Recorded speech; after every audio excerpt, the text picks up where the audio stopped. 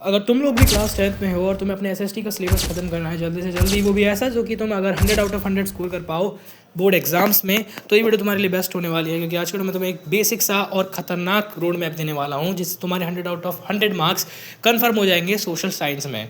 मैंने पिछली 2 वीडियोस भी बना रखी है मैथ और साइंस से रिलेटेड, तुम जाकर देख सकते हो मेरे चैनल पर। अभी ज़्यादा वीडियो नहीं डाली है क्योंकि चैनल नया खुला है। देखो, सोशल साइंस में सबसे ज़्यादा जो मेन चीज़ रहती है वो थ्योरी ही रहती है, क्योंकि सोशल साइंस का सिलेबस ही इतना ज़्यादा है कि तुम उसके लिए एक्स्ट्रा चीज़ें नहीं कर पाओगे। जैसे कि तुम अदर सब्जेक्ट के लिए बहुत सारे चीज़ें लगाते हो, तो सोशल साइंस में तुम्हें ज़्यादा चीज़ें नहीं करनी होती क्योंकि चैप्टर्स इतने बड़े बड़े हैं और इतने सारे हैं। मैं टोटल मिला के मानूँ तो आराम से 20 चैप्टर तो हैं, लेकिन थोड़े बहुत डिलीट हो गए हैं तो हो सकता है कम हो थोड़े से 20 से, पर हाँ है। जैसे हिस्ट्री में आई थिंक 4 हैं, जिसमें से एक तो बहुत छोटा वगैरह और काफ़ी सारे चैप्टर हैं। इनको पढ़ने के लिए सबसे पहले तुम्हें जाना होगा क्लास 10 की वॉरियर सीरीज 2024 की, जो कि पीडब्ल्यू की तरफ से है। रेड कलर का थंबनेल होगा, तुम देख पा रहे हो यहाँ पर। मैंने मैथ और साइंस के लिए भी इसी सीरीज़ को रिकमेंड करा है और इसमें आंसर तुम्हें सारे चैप्टर्स को पढ़ाएंगे और बहुत ही ज़्यादा ईजी तरीके से बनवाएंगे और सारे चैप्टर्स को। पर तुम्हें जो सबसे ज़्यादा मस्ट चीज़ है जिस पर तुम्हें ध्यान देना है वो है कुछ स्पेसिफिक चैप्टर्स को तुम्हें इस सीरीज से नहीं पढ़ना है।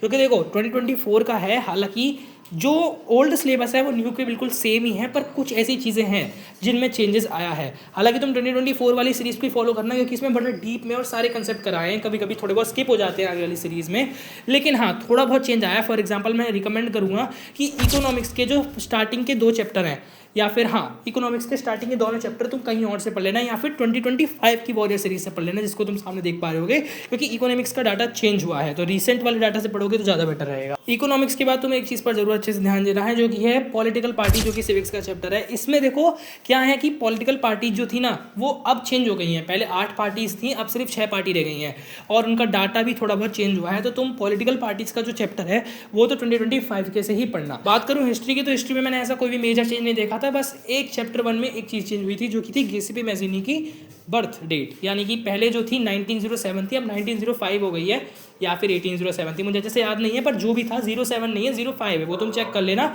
लेटेस्ट सिलेबस के अकॉर्डिंग। तो वो मार्क करके जाना, क्योंकि वो आ सकता है एमसीक्यू में, तुम्हारे नंबर कट जाएंगे। और बात करो ज्योग्राफी में, तो ज्योग्राफी में तुम देखो तो वाटर रिसोर्सेज एक ऐसा चैप्टर है जिसमें थोड़े बहुत चेंजेस हुए हैं, तो बस उसको तुम नई वाली सीरीज से पढ़ लेना। और इससे ज़्यादा ना तुम्हें कुछ मतलब कोई भी मतलब सारे चैप्टर्स तुम्हें इसी लेक्चर से पढ़ने हैं, बस जो मैंने तुम्हें बताया है वो। और तुम ट्राई करना कि इको तुम शायद पूरी ही नए वाले से पढ़ लेना है, 2025 वाले से, क्योंकि वो भी थोड़ा बहुत डिटेल है, बस थोड़ी बहुत चीज़ें अलग हो जाती हैं उसमें।